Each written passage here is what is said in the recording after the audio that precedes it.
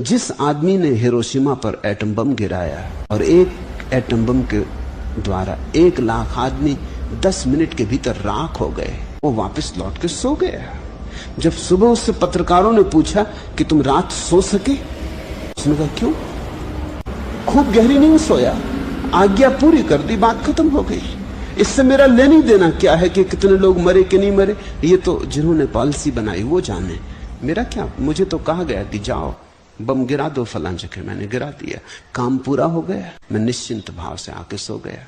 1 लाख आदमी मर जाएं तुम्हारे हाथ से गिराए बम से और तुम्हें रात नींद आ जाए, थोड़ा सोचो मतलब क्या हुआ। 1 लाख आदमी राख हो गए।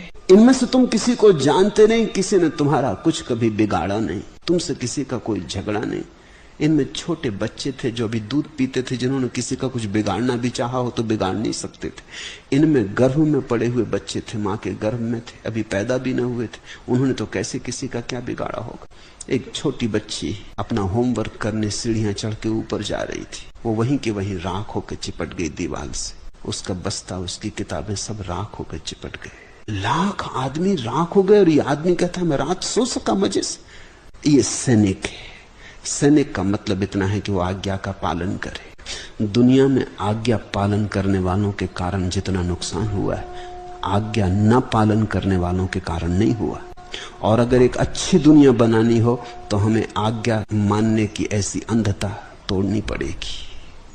हमें व्यक्ति को इतना विवेक देना चाहिए कि वो सोचे कि कब आज्ञा माननी कब नहीं माननी। थोड़ा सोचो, ये आदमी ये कह सकता था कि ठीक है आप मुझे गोली मार दें, लेकिन 1 लाख आदमियों को मैं मारने नहीं जाऊंगा। अगर मेरे मरने से 1 लाख आदमी बचते तो आप मुझे गोली मार दें। थोड़ा सोचो कि जिस सैनिक को भी कहा जाता कि हिरोशिमा पर बम गिराओ एटम, वो कह देता मुझे गोली मार दें, मैं तैयार हूं, मगर मैं गिराने नहीं जाता। दुनिया में क्रांति हो जाती। क्या आदमी ने इतना बल खो दिया है, विचार की इतनी क्षमता खो दी। मगर इसी के लिए कवायद करवानी पड़ती, ताकि धीरे धीरे धीरे धीरे विचार की क्षमता खो जाए। सैनिक और सन्यासी 2 छोर हैं। सन्यासी का अर्थ है जो ठीक उसे लगता है वही करेगा, चाहे परिणाम कुछ भी हो।